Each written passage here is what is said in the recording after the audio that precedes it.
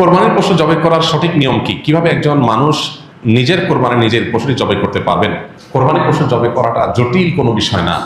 আমাদের সাধারণ মানুষের মধ্যে এক ধরনের ভীতি কাজ করে, ভয় কাজ করে। আমরা মনে করি যে কোরবানির পশু জবাইয়ের অনেক নিয়ম কানুন আছে, যেটা একটু এদিক সেদিক হয়ে গেলে আর কোরবানি হবে না। এটা আমাদের অনেকেরই অহেতুক ভীতি বলতে পারি। খুবই সিম্পল এবং খুবই সহজ একটি বিষয়। আপনি মোরগ যেভাবে জবাই করবেন, হাঁস যেভাবে জবাই করবেন, ঠিক একই পদ্ধতিতে গরু ছাগল জবাই করবেন। এক্ষেত্রে আপনার দেখার বিষয় হলো বিসমিল্লাহ বলে জবাই করছেন কিনা। এটা প্রথমত বিসমিল্লাহ বলছেন কিনা, বিসমিল্লাহ আল্লাহু আকবার বললেন জবাই শুরুতে, এটা প্রথম আপনার হালাল হওয়ার জন্য শর্ত। যদিও মুসলমান ভুলে যায়, যদি ইচ্ছাকৃত বিসমিল্লাহ পড়ে না এরকম না, ভুলে গেছে বলতে, তাতেও হালাল হয়ে যায়।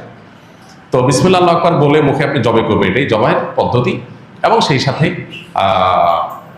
ভালো করে শুইয়ে পশুকে যাতে কষ্ট কম দিয়ে জবাই করা যায়, সেজন্য ধারালো ছুরি নিয়ে আপনি পশুর কণ্ঠনালী গলায় আপনি ছুরি চালনা করবেন। এখানে ছুরি চালনা করার পর দেখতে হবে যে বড় যে নালীটা, খাদ্য নালী, যেটা দিয়ে খাবার নামে, ওইটা কাটা গেছে কিনা।